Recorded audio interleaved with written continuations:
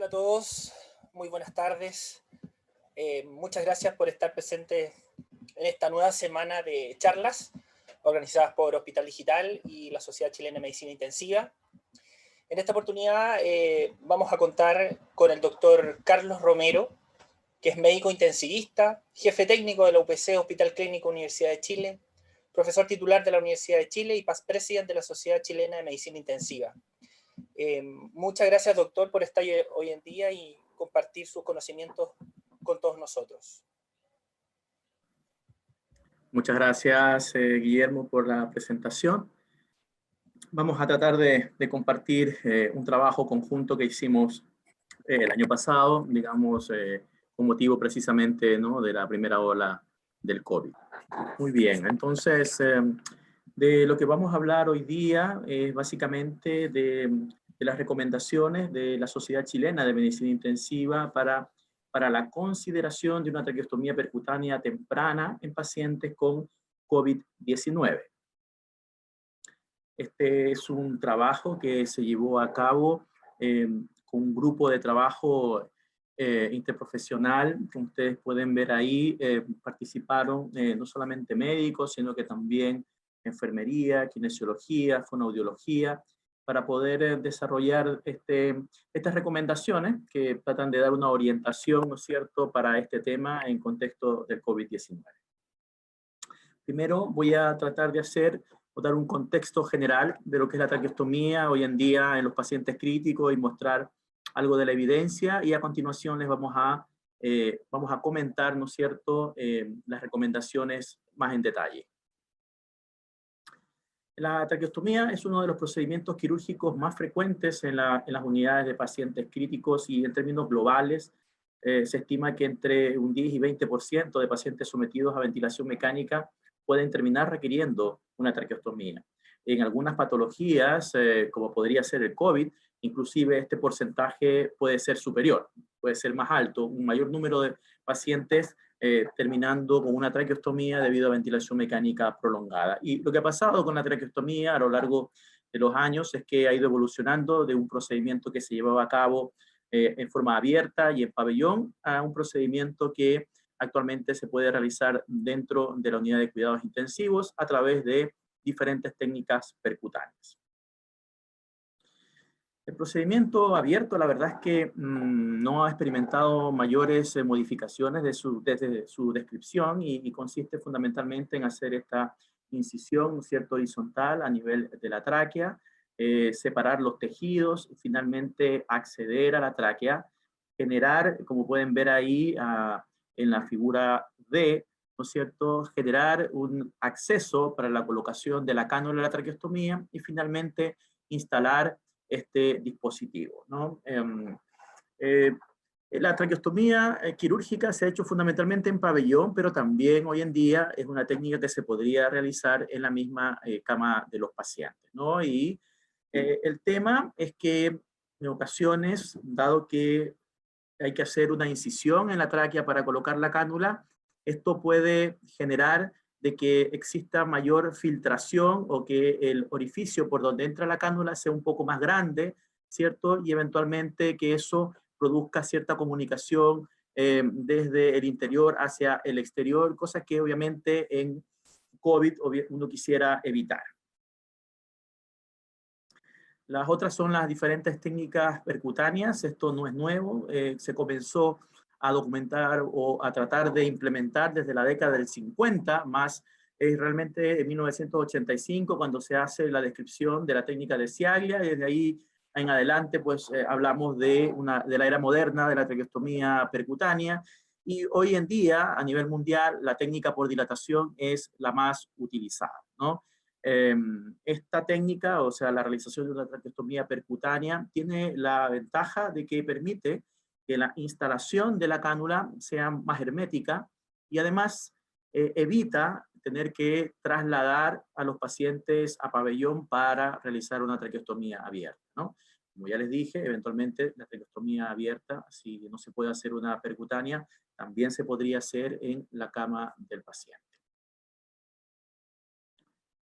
Varios trabajos han tratado de discutir la seguridad de la técnica abierta versus la técnica percutánea. Este es un metaanálisis que quería compartirles porque reunió cerca de 1.700 pacientes de 22 estudios clínicos que comparan, ¿no es cierto?, estas dos técnicas.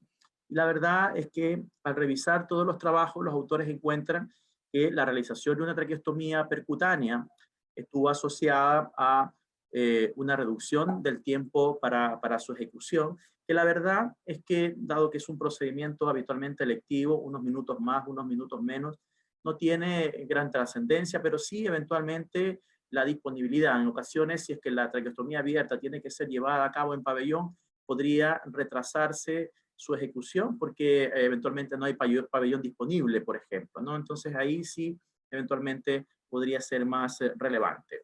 Se vio que la realización de una traqueostomía percutánea reducía la inflamación e infección del estómago a nivel local, probablemente porque sella más hermético y evita que haya salida de secreciones por la herida de la traqueostomía, y eventualmente por esa razón se asocia menos infecciones.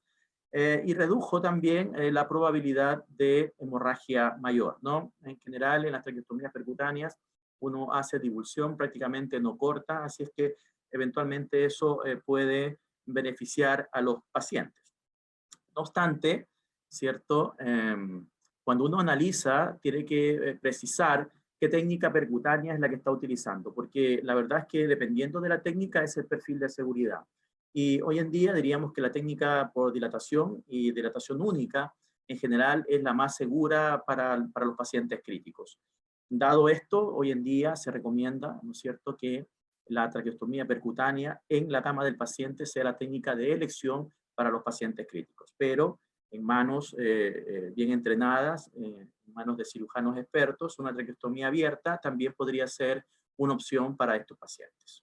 ¿Cuáles son finalmente las ventajas de la traqueostomía? ¿Por qué queremos hacerle una traqueostomía a un paciente crítico? Bueno, porque se ha observado que reduce la resistencia de la vía aérea y con eso también, ¿no es cierto?, el trabajo respiratorio, facilita hacer una mejor higiene de la boca y evita lesiones a nivel local, permite a los pacientes alimentarse, ¿no es cierto?, por vía oral. El hecho de estar con una traqueostomía que es mucho menos incómoda que una intubación translaringea, permite reducir la analgesia, reducir los sedantes, que los pacientes estén más interactivos, que se puedan comunicar, ¿no es cierto?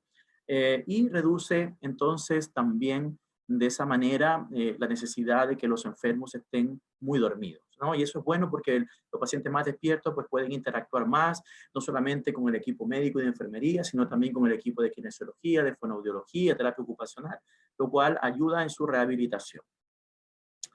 Y finalmente, ¿no es cierto?, dependiendo del momento de su realización, eventualmente también puede evitar lesiones a nivel laringotraqueal, facilita la liberación de la ventilación mecánica y diversos trabajos muestran que hay un acortamiento de los días de ventilación mecánica, así como puede también, por esa vía, reducir la estadía de los pacientes en la unidad de cuidados intensivos. Por eso es que el momento en que se realiza la traqueostomía puede ser relevante, sobre todo si estamos en una situación en donde el recurso, cama UCI, es escaso, ¿no? Porque eventualmente este procedimiento podría ayudarnos a acortar los días de ventilación mecánica y eventualmente trasladar más rápido a los pacientes fuera de la UCI, con lo cual tenemos, ¿no es cierto?, la posibilidad de recibir a otro enfermo.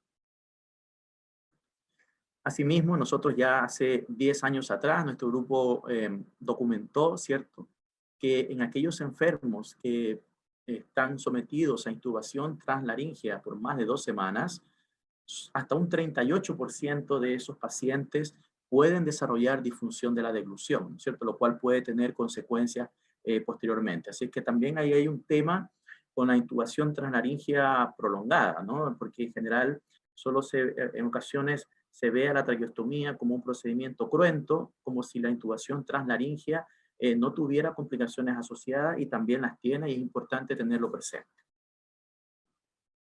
¿Cuáles son las indicaciones hoy en día aceptadas para la realización de una traqueostomía? Bueno, ventilación mecánica prolongada, ¿no? En general, ventilación más de 2 semanas. Son pacientes que hoy en día se acepta que se pueden someter a una traqueostomía. el fracaso del proceso de weaning, ¿no? Y que el paciente no tolere y tenga que ser reintubado eventualmente. Compromiso cuantitativo de conciencia con incapacidad para proteger la vía aérea o patología neuromuscular como un Guillain-Barré, por ejemplo.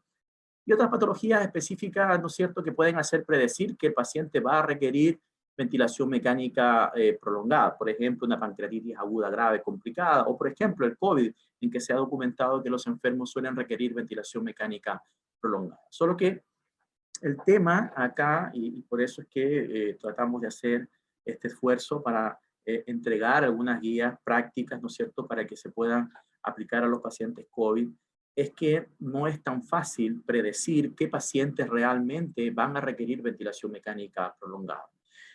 No hay un score, una escala que identifique de manera precisa a los pacientes que pueden requerir ventilación mecánica prolongada.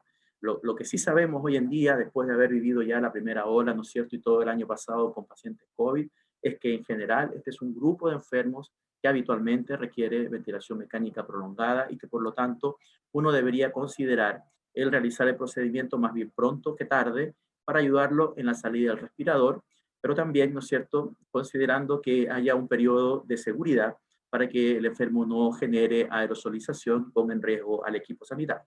¿Cuáles son contraindicaciones formales? Bueno, tenemos contraindicaciones absolutas, ¿no? Las contraindicaciones absolutas son deformidad anatómica cervical severa o infección activa, ¿no es cierto?, que no nos permita trabajar en la zona.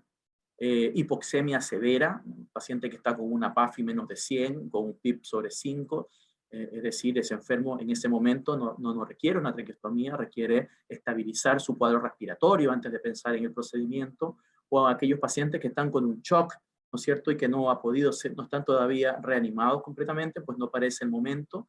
Coagulopatía severa no corregida, hipertensión intracraniana que no esté controlada, o pacientes con adecuación del esfuerzo terapéutico, ¿no? En ese grupo de pacientes, pues uno no tiene que ofrecerles una traqueostomía, sino que dejar que la enfermedad siga su curso, pero asegurarnos de darles el confort apropiado.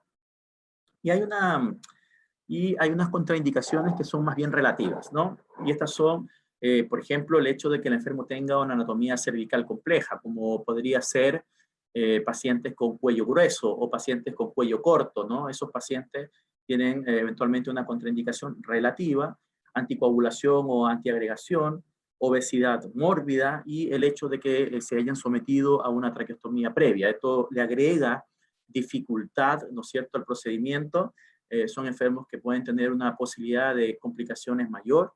Por lo tanto, es importante tener presente que la realización de este procedimiento en este grupo de enfermos conlleva más riesgo y por esa razón debería ser realizado por la persona con mayor experiencia en ese centro.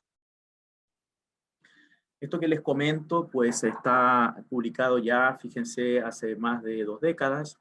Este es un trabajo de más que muestra la curva de aprendizaje para los procedimientos de traqueostomía percutánea por dilatación. Fíjense como parte, ¿no es cierto?, desde casi un 35% de complicaciones, como en la medida de que va aumentando la experiencia del operador, las complicaciones van cayendo progresivamente hasta cuando ya tiene cerca de 100 procedimientos, la tasa de complicaciones en general es por debajo del 5%, ¿no? Que es lo que está actualmente reportado y en general tienden a ser más bien complicaciones menores más que mayores. Ahora, esto es importante entonces que si uno va a considerar su centro, es importante tener un protocolo establecido para que haya una normativa, que el procedimiento sea desarrollado de manera estándar en cada oportunidad y que sea el operador con más experiencia para que la probabilidad de tener éxito sea mucho mayor y mucho más seguro para los pacientes, que es un poco también lo que se recomienda, ¿no es cierto?, para la realización de la traqueostomía en los pacientes con COVID. Ahora, nosotros fuimos a mirar en una serie que publicamos hace unos años atrás, cuando publicamos nuestros primeros 10 años de experiencia con la técnica, un poco más de 500 pacientes, fuimos a mirar el subgrupo de enfermos que tenían contraindicaciones relativas, algunas de las que les hemos mencionado, ya sea obesidad, como ven ahí, coagulopatía por consumo, que estuvieran bajo anticoagulación, que estuvieran recibiendo antiagregantes o que tuvieran cuello corto, que hubieran sido traqueostomizados previamente, ¿no? Fuimos a analizar este subgrupo para ver si efectivamente había una diferencia en términos de la incidencia de complicaciones. Ahí tenemos una paciente que fue sometida a una traqueostomía percutánea. Fíjense, es la paciente con mayor peso a la que le hemos instalado una cánula de traqueostomía por vía percutánea, ¿no? Ahí la estamos preparando, se hace el corte, ¿no es cierto?, a nivel cervical, como ustedes pueden ver ahí, es un corte pequeño, de modo que 1,5 centímetros que permita la entrada del dedo, básicamente, para que luego cuando se instale la cánula, esta quede sellada de manera hermética, siempre con asistencia fibrobroncoscópica. Esto es una paciente que no era COVID, ¿cierto? Y finalmente la instalación, posterior a eso hay que hacer un control radiográfico para establecer que la cánula esté en buena posición, que no hayan complicaciones, que no se haya generado eventualmente una telectasia o un neumotórax en el procedimiento. Esta paciente tenía 180 kilos y 70 era su IMC, ¿no? En estos pacientes nosotros en general aplicamos una técnica que hemos modificado en nuestro centro, en que hacemos una ecografía previamente en el cuello para establecer bien el lugar donde vamos a funcionar, y posteriormente utilizamos una pinza de 3 patas para poder ver en profundidad, y siempre nos asistimos en general con fibrobroncoscopía porque facilita mucho el poder acceder en el lugar apropiado para hacer la punción, que es muy relevante porque si uno entra en la punción lateralizado, eventualmente se puede producir un desgarro de la pared posterior de la tráquea, que es membranosa, y eso podría ser muy grave. Ahí ven los resultados del análisis del subgrupo. 342 pacientes eran de bajo riesgo, no tenían mayores problemas para la realización del procedimiento en cuanto a su estructura anatómica, y 170, fíjense, eran pacientes de alto riesgo de algunos de los grupos que yo les había mencionado previamente. La verdad es que ahí ustedes tienen las complicaciones operatorias y postoperatorias en el grupo de bajo riesgo y en el grupo de alto riesgo. Y fíjense que cuando se lleva adelante en forma protocolizada por operadores con experiencia, la verdad es que el procedimiento es bastante seguro, y ustedes ven ahí que no hubo diferencia en la tasa de complicaciones ni operatorias ni postoperatorias. En algunos grupos de enfermos, como el que vimos antes, hay que tener consideraciones particulares, como por ejemplo que a esos enfermos se les debe instalar una cánula especial, es una cánula XLT proximal, es decir, que es 3 centímetros más larga en el plano horizontal para compensar el panículo adiposo y que no le quede corta la cánula de traqueostomía, ¿no? Eso es importante como medida de seguridad. Así es que, en general, uno podría decir que la traqueostomía percutánea, ejecutada por un operador experimentado, es segura, incluso en pacientes que presenten algunas características que los coloquen con mayor riesgo.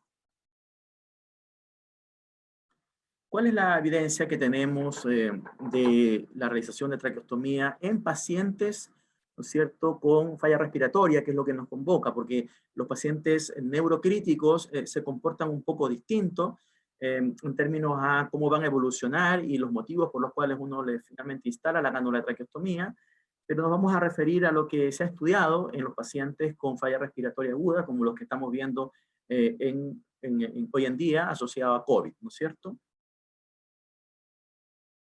Bueno, esta es una revisión sistemática publicada en el año 2005, en el que se analizaron los diferentes trabajos publicados hasta ese momento y se trató de establecer si es que había algún beneficio con someter a los pacientes a una traqueostomía temprana. La verdad es que este metaanálisis pudo documentar que la realización de una traqueostomía temprana reducía los días de ventilación mecánica y además generaba también una reducción de la estadía en la unidad de cuidados intensivos, pero no encontró ninguna diferencia en términos de la incidencia de neumonía nosocomial, ni tampoco impacto en términos de mortalidad, ¿no? Pero ustedes ven ahí, son 4 estudios los que fueron incluidos en ese momento. Así es que, para tratar de despejar alguna de estas dudas, es que se llevaron adelante estudios específicos. Este es el trabajo del doctor Terrani, publicado en el año 2010, que era básicamente el establecer si la realización de una traqueostomía temprana entre el día 6 y 8 era capaz de reducir la incidencia de neumonía asociada a ventilación mecánica, ¿no? Este era el objetivo primario del estudio, y lo que buscaban los investigadores era un 35% de reducción del riesgo relativo en la incidencia de neumonía asociada a ventilación mecánica, y esa es la incidencia. Hubo un 7% absoluto de menos casos de neumonía asociada a ventilación mecánica en el grupo traqueostomía temprana, y eso generó un 33% de reducción del riesgo. No obstante, eso no llegó a tener significancia estadística. Pero este trabajo es importante recordar que se quedó un poco corto, es subpoderoso, porque los autores esperaban una incidencia de 30% de neumonía asociada a ventilación mecánica. Como ustedes ven, esa incidencia fue menor. Por lo tanto, es probable que eso no haya permitido que el estudio tenga la potencia estadística para discriminar.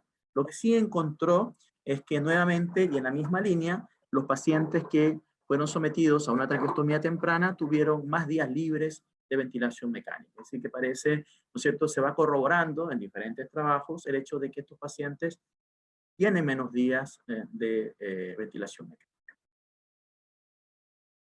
Finalmente, este es el estudio más grande publicado en traqueostomía y que tiene como objetivo primario reducción de mortalidad. Esa era otra de las dudas, ¿no es cierto?, que se quedaba si en verdad el someter a los pacientes a una traqueostomía temprana pudiera tener en sí mismo un impacto sobre la mortalidad. Es un estudio que se llevó a cabo en el Reino Unido. 909 pacientes fueron randomizados a traqueostomía temprana en los primeros 4 días o una traqueostomía tardía después del día 10, ¿no? Aquí el objetivo primario fue la mortalidad a 30 días, y eso es lo que se fue a establecer. Y como ustedes pueden ver acá, la verdad es que no hubo diferencia en términos de mortalidad, y acá tampoco ellos lograron establecer alguna diferencia en cuanto a mortalidad a 30 días o a mortalidad en el hospital o mortalidad en la unidad de cuidados intensivos, ¿no?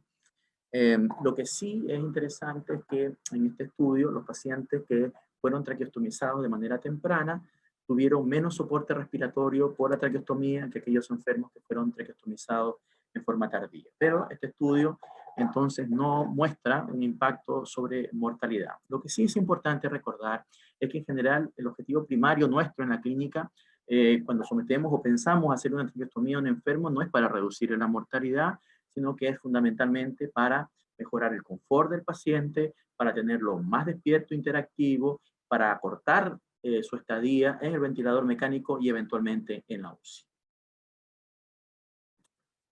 En el año 2015 se publicó este metaanálisis que incluyó ahora 12 estudios clínicos, ¿no es cierto?, con cerca de 3.000 pacientes, como lo pueden ver.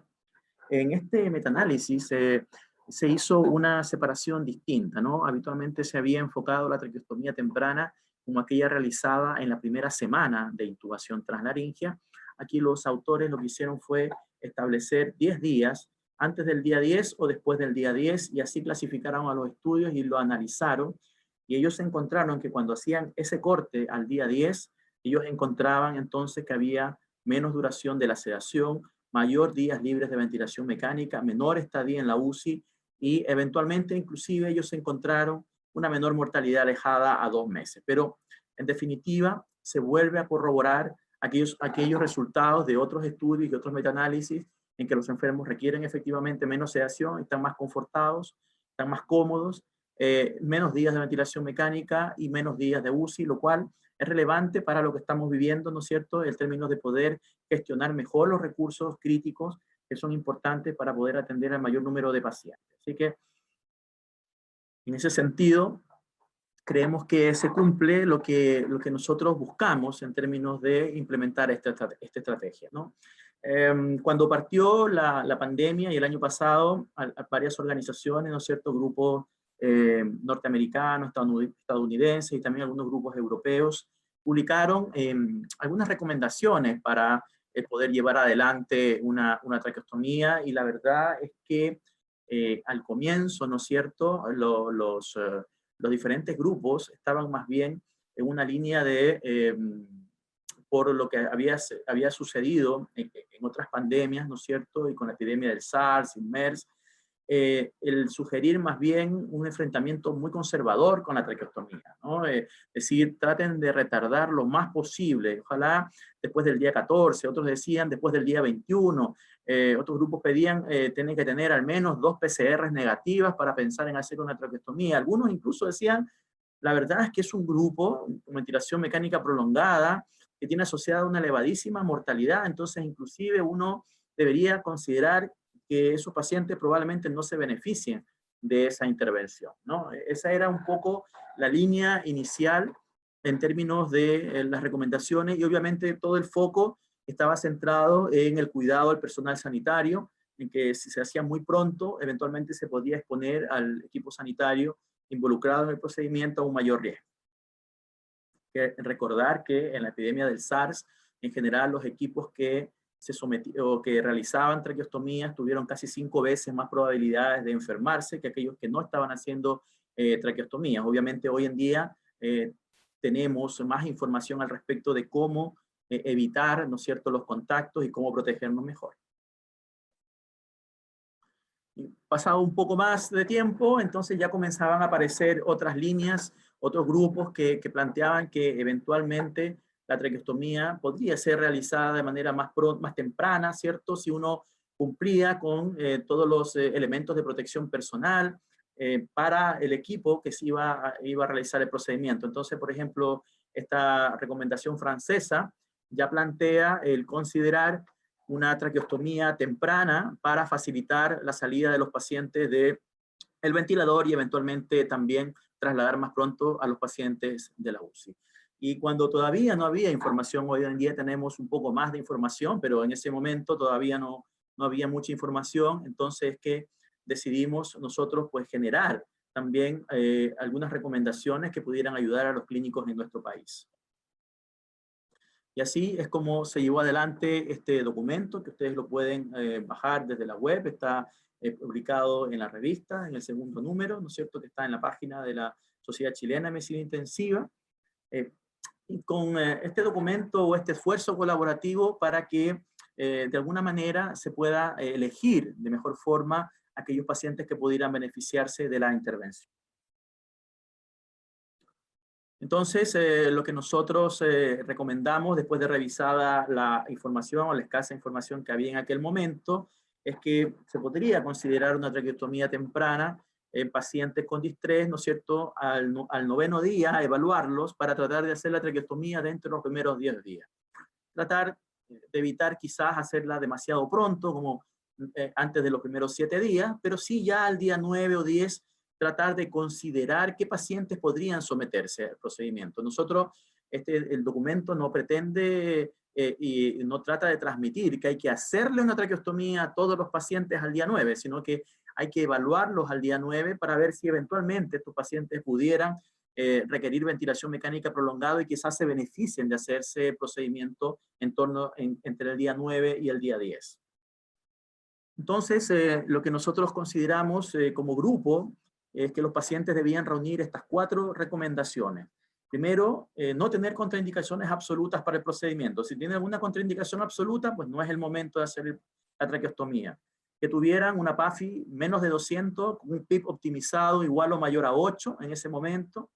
Que el cuadro clínico no estuviera todavía controlado a criterio de médico tratante, ¿no es cierto? Es decir, claramente el paciente no viene mejorando día a día, sino que está más bien estacionario en su condición o inclusive se ha deteriorado la parte respiratoria.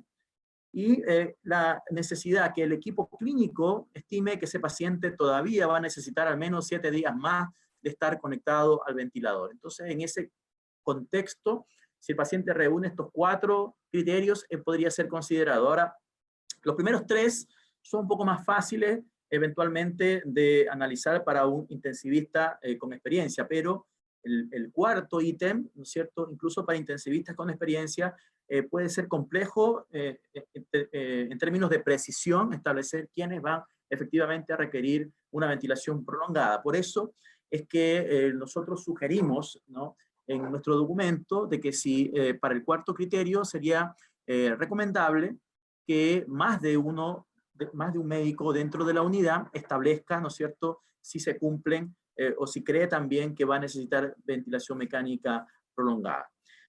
Así es que eso también, digamos, promueve un poco el trabajo colaborativo del equipo. Y en caso de que no se cumplan estos 4 criterios el día 9 o 10 cuando se esté evaluando, o si existen dudas por parte del equipo clínico, lo que se sugiere es reevaluar al paciente al día 14 para ver si eventualmente todavía pensamos de que cumple criterio y que pudiera eventualmente beneficiarse de este procedimiento. Las recomendaciones también hacen énfasis en términos de que este es un procedimiento electivo, ¿no? No estamos hablando de traqueostomía de urgencia, es un procedimiento electivo y por lo tanto hay que planificarlo con antelación, ¿no es cierto?, para que se haga con la mayor seguridad posible para el paciente. Se recomienda también restringir el número de personas que están expuestas al procedimiento porque pese a toda la protección que se puede utilizar, existe un riesgo, entonces ojalá que sea el menor número posible el que esté participando del procedimiento y cumplir rigurosamente la normativa de colocación y retiro, ¿no es cierto?, de los elementos de protección personal para evitar algún tipo de contaminación. Como yo les había comentado previamente y como se ha demostrado, el uso de fibrobroncoscopía asociado al procedimiento de traqueostomía percutánea incrementa la seguridad del mismo, ¿no? Reduce la incidencia de complicaciones, uno tiene una transiluminación que permite hacer una punción en el lugar preciso, además permite también ver que uno ingresa en el lugar apropiado, que está avanzando en forma adecuada en la instalación de la cánula y finalmente cuando termina el procedimiento con la misma fibrobroncoscopía se puede hacer aspiración de secreciones y eventualmente establecer dónde quedó situada finalmente la cánula. Así que esto es lo que este es nuestro estándar habitualmente en situaciones que no son de pandemia. Pero el problema con esto es que la fibrobroncoscopía puede generar una mayor aerosolización, ¿no? Entonces, en ese sentido, digamos, puede ser un problema. Quizás uno lo podría reservar para ciertos subgrupos. Por ejemplo, si el paciente necesita hacerse un lavado broncoalveolar, además, para tomarle una muestra, bueno, uno podría utilizarlo y hacer ahí también la traqueostomía. Pero de lo contrario, uno pudiera tener, ¿no es cierto?, alguna herramienta de seguridad que sea complementaria, ¿no? Esto está documentado. Efectivamente, la fibrobroncoscopía es un elemento que le da mayor seguridad al procedimiento.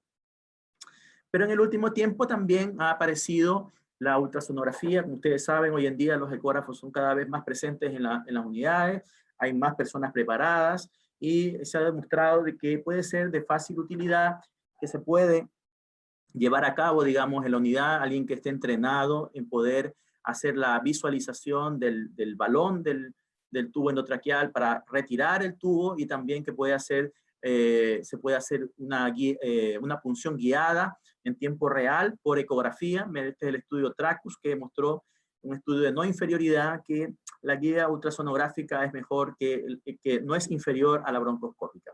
La verdad es que en condiciones habituales consideramos que la broncoscopía tiene ventajas adicionales como el hecho de poder hacer una limpieza final, ¿no es cierto? Una evaluación de que no haya sangrado, etcétera. Pero la ultrasonografía podría ser una buena alternativa en este setting en pacientes COVID en que queremos que se evite el riesgo de aerosolización. Así es que por esa razón, para estas recomendaciones, nosotros consideramos de que la ultrasonografía podría ser la técnica complementaria de elección para estos pacientes. Y ustedes pueden ver, ¿no es cierto?, cómo se visualiza. Finalmente ahí se está viendo el tubo endotraqueal, se ve dónde está el balón y así uno puede identificar dónde está el cartílago cricoides e ir retirando el tubo y posteriormente haciendo la punción, ¿no es cierto?, en donde la ecografía nos diga que es el mejor sitio, que no hay estructuras vasculares y que nos facilite el ingreso. Ahí, esta es una traqueostomía, hicimos una de las primeras traqueostomías con guía ultrasonográfica en nuestra unidad. Esta es una paciente no COVID, todavía no habíamos recibido pacientes COVID, pero estábamos un poco preparándonos con la técnica porque la ultrasonografía no era nuestra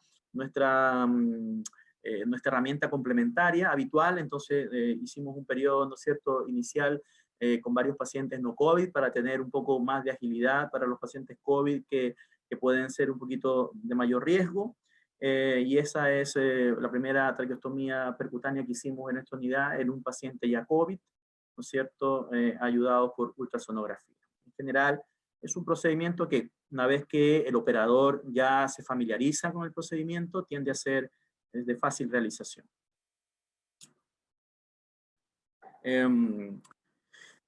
Como les decía, la idea es que esta traqueostomía sea realizada, en estos pacientes la traqueostomía sea realizada por el operador con mayor experiencia para dar mayor seguridad y para que pueda resolver problemas, ¿no es cierto?, para que dure poco tiempo, para que el personal esté menos expuesto a la aerosolización. Hay que tener harto cuidado de que el paciente esté con buena analgesia, bien sedado y que se use bloqueo neuromuscular para que no vaya a toser cuando le manipulen la tráquea. La idea es tratar de evitar cualquier cosa que favorezca la aerosolización. Otro tema que también es importante es que se debe reducir al máximo la desconexión del circuito del ventilador y cuando se está realizando el procedimiento, tener alguien, en este caso la enfermera o enfermero, que esté en el ventilador para que pueda hacer pausas, ¿no es cierto?, para la reubicación del tubo hacia arriba cuando uno hace la punción, ingresa a la tráquea y cuando se conecta de nuevo el paciente al circuito. Entonces, en esos contextos hay que hacer pausas para evitar la aerosolización, ¿no? Y esto es un procedimiento, en ocasiones no tenemos la asistencia ecográfica y eventualmente no tenemos la posibilidad de usar fluoroscopio, no se dispone eventualmente del ecógrafo y en algunas ocasiones eventualmente uno puede utilizar una técnica a ciegas como en este caso, ¿no?, que a través de laringoscopía directa uno retira el tubo endotraqueal, lo deja posicionado por arriba de las cuerdas, ¿no es cierto? La punta, digamos, queda debajo de las cuerdas, pero queda bien insinuado, bien afuera el balón, y de esa manera uno puede ingresar. En general, los tubos endotraqueales traen marcas y uno lo retira hasta ver la segunda marca negra y en ese momento lo deja ahí justo en la parte alta de la vía aérea y así uno puede hacer el procedimiento a ciegas. No es algo que nosotros recomendemos, hay que haber aprendido esto previamente, tener experiencia realizando el procedimiento, pero en manos bien entrenadas puede ser seguro. Hay que evitar incisiones muy grandes, sobre todo en estos pacientes con COVID. Eso lo dejamos también consignado en el documento, porque lo que no queremos es que esto quede suelto. Queremos que quede bien hermético para que no haya aerosolización y emplear cánulas de traqueostomía que no sean fenestradas, ¿no es cierto? Tienen que ser las válvulas, las endocánulas apropiadas para dejar sellada la vía aérea y en estos pacientes hay que tratar de mantener hermético el sello y por lo tanto los tubos, las cánulas deben ser infladas entre 28 y 32 centímetros de agua para que hagan un buen selle.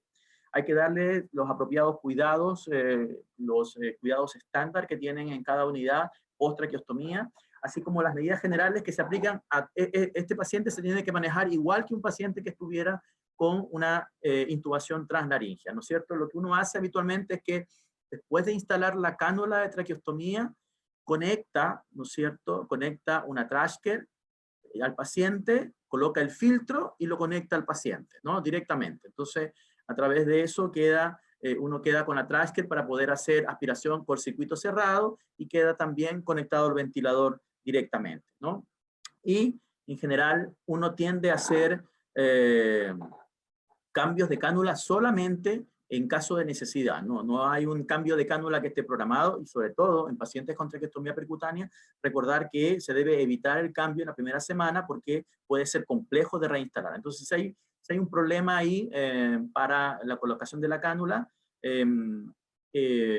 si el balón no está funcionando adecuadamente en la cánula, uno pues trata de esperar, uno puede utilizar, si es la válvula la que está dando problema, una llave de 3 pasos para mantener la cánula en su sitio y darnos tiempo de que el trayecto de la traqueostomía madure un poco mejor para que el cambio sea más seguro. Y en cuanto a la endocánula, en general uno puede irla cambiando de manera más distanciada. No hay que hacer cambios diarios eventualmente, sino que tratar de hacer cambios más diferidos en el tiempo, ¿no es cierto?, para evitar la exposición y estar abriendo la vía aérea. Finalmente, después de que nosotros hicimos el trabajo y finalmente definimos que vamos a hablar de traqueostomía temprana, aquella que se hace en los primeros 10 días, aparecieron también otras guías, ¿no? Esta es una guía interesante porque es una guía multidisciplinaria con la participación de médicos de varios países, de 4 continentes, y que ellos ya en estas guías entonces también hablan, ¿no es cierto?, de que uno debería considerar los 10 días como un punto de corte para pensar en realizar una traqueostomía, lo cual refuerza lo que estaba ya consignado también en nuestro documento. Así que parece ser un buen momento para establecer si el paciente va o no a requerir una traqueostomía para su recuperación.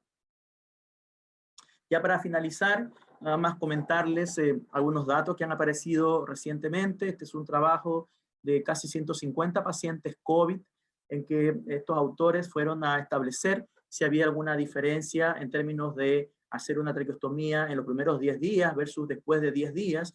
Y fíjense que este grupo encontró que aquellos pacientes que fueron sometidos a traqueostomía en los primeros 10 días tuvieron menos días de ventilación mecánica, ¿cierto? Y también tuvieron menos días en la unidad de cuidados intensivos. Así que pareciera ser que efectivamente es una intervención que en ese periodo de tiempo podría cumplir con el objetivo nuestro, que es acelerar el weaning de los pacientes para facilitar más camas libres en la unidad de cuidados intensivos. Muchas gracias por su atención y si tienen preguntas estoy disponible para responderlas. Muchas gracias, doctor, por la presentación. Vamos a esperar unos minutitos a ver si hay alguna consulta para yo hacerla llegar. Sí, solamente aprovecho de volver a recordarle a la audiencia que este es un documento bien compacto, bien pragmático y que está disponible en la página web de la Sociedad Chilena de Medicina Intensiva en la revista, ¿no? Si ustedes entran a la revista, van al número 2 y ahí está la publicación por si la quieren descargar para que la puedan leer en forma extensa.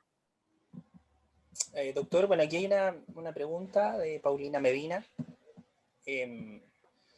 Pregunta qué se hace entonces con un paciente con una PAFI menor a 100, si no se puede intubar, BMNI o esperar. Está refiriéndose sí al proceso de intubación. Estaba hablando de la traqueostomía en el fondo, el timing, pero aquí habla de una paciente que tiene PAFI menor a 100 y qué se hace con ella si no se puede intubar.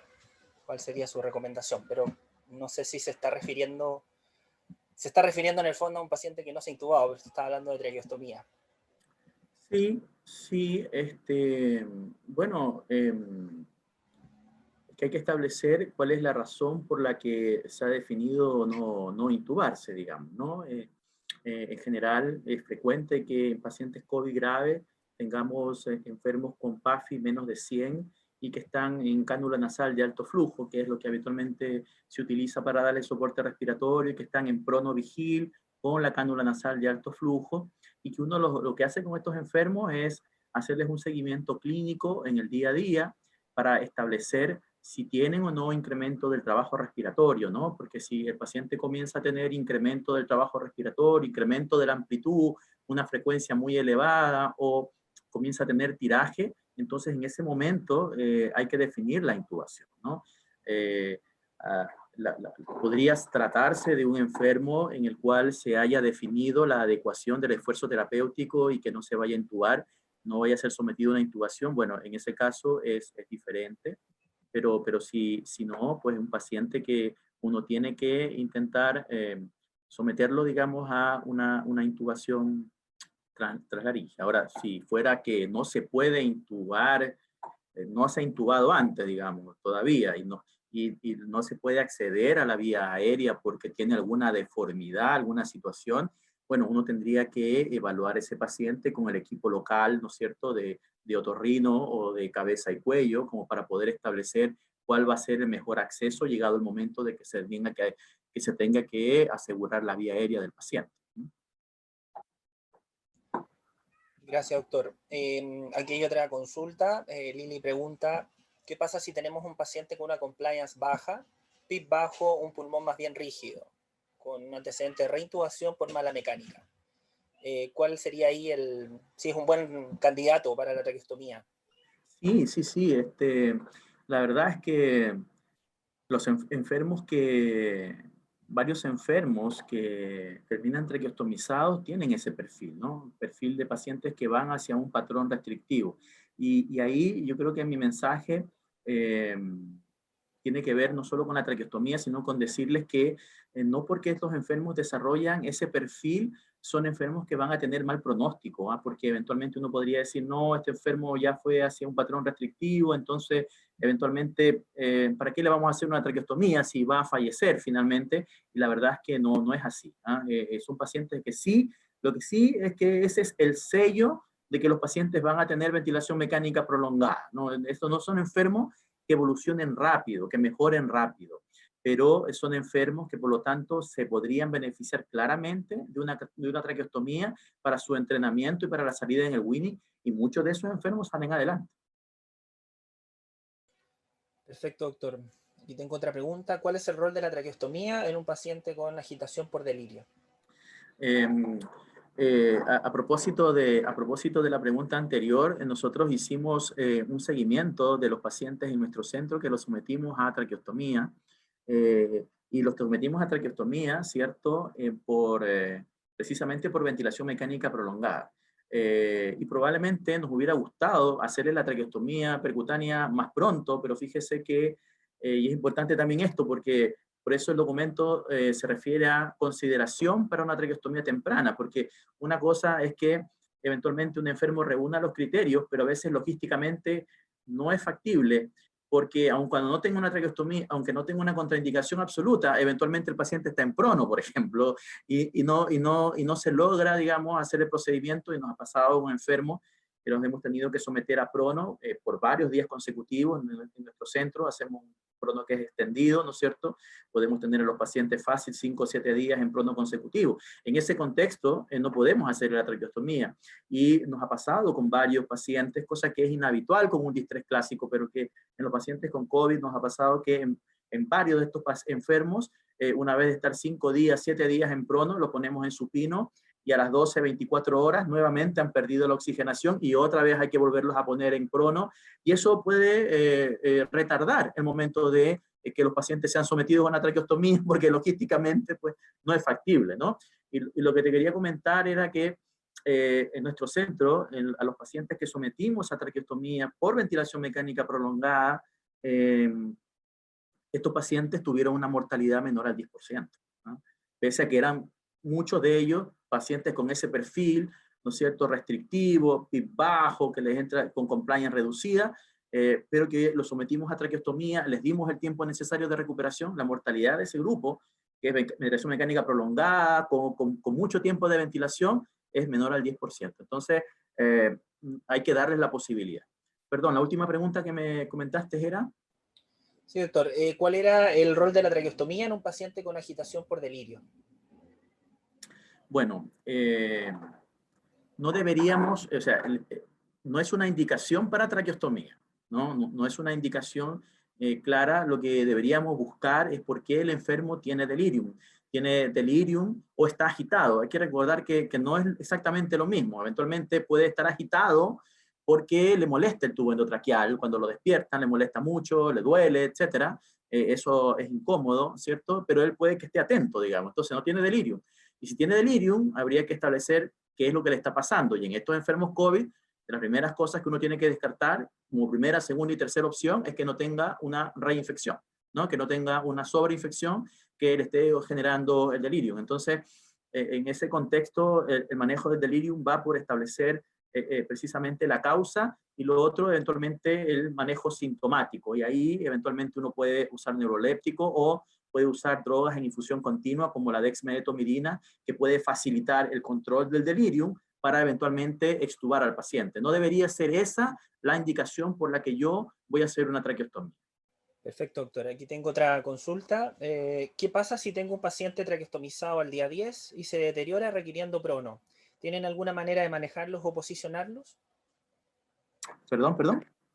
Bueno, disculpe, doctor. ¿Qué pasa si tengo un paciente traqueostomizado al día 10 y se deteriora requiriendo prono? ¿Tiene alguna manera de manejarlos o posicionarlos? Sí, nosotros hemos a lo largo de los años ventilado a muchos pacientes no COVID traqueostomizados recientes, ¿no? Que han evolucionado mal y que por la causa respiratoria hemos tenido que pronarlos a las 12 o 24 horas después del procedimiento. La verdad es que se pueden ventilar. Ojalá uno lo que no quisiera es que tenga que pronar al paciente muy rápido después de la traqueostomía, pero después de 12 a 24 horas de una traqueostomía percutánea, en general los pacientes se pueden colocar en prono y en general, claro, uno trata de colocarles, digamos, una almohadilla, ¿no es cierto?, algo que nos dé más espacio entre el tórax y la cabeza para permitir que la conexión, ¿no es cierto?, al ventilador no quede desplazada, no se mueva en la cama directamente, sino que tratando de que genere un espacio que permita, ¿no es cierto?, la conexión apropiada del tubo, de la cánula de traqueostomía, y hay que estar, obviamente, pendientes, mirando, ¿no es cierto?, que no esté desplazada la cánula, mirando las curvas del ventilador para que esté funcionando adecuadamente. Pero es factible, se puede posicionar en prono. Muchas gracias, doctor. La siguiente pregunta, ¿existe alguna PAFI mínima como requisito para realizar la traqueostomía? Claro, lo que en general la contraindicación pasa más que nada por una PAFI muy baja, ¿no? Que pudiera en algún momento poner o generarnos una hipoxia significativa durante el procedimiento. Entonces, obviamente que se preoxigena a estos pacientes, pero habitualmente, en general, uno está pensando en PAFIs más cercanas a 150, ¿no?